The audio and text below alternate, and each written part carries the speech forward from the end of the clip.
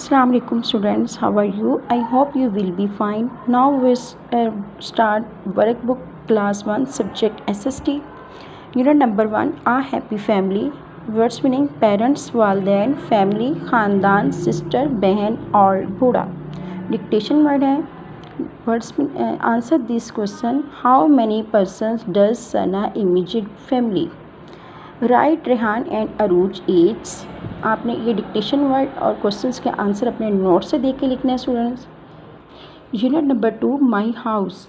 Words meaning street, गली, parts, हिस्से, animal, जानवर, सन, सूरज. डिक्टेशन वर्ड यहाँ लिखने हैं आपने. Answer this question. What is a house? How can we make our home a happy home? Does a single family live in an apartment building? Students in questions के answer और dictation word ये भी आपने अपने notes से देख के लिखने हैं. स्टूडेंट्स हमारा एसएसटी का वर्क इतना ही था. मैंने ये आपको टोटली वर्क बुक का काम सॉल्व करवा दिया है. आपने अपने इस वीडियो के अकॉर्डिंग और अपने नोट्स के अकॉर्डिंग ये तमाम काम सॉल्व करना है. अपना बहुत सा ख्याल रखिएगा. अल्लाह हाफिज़.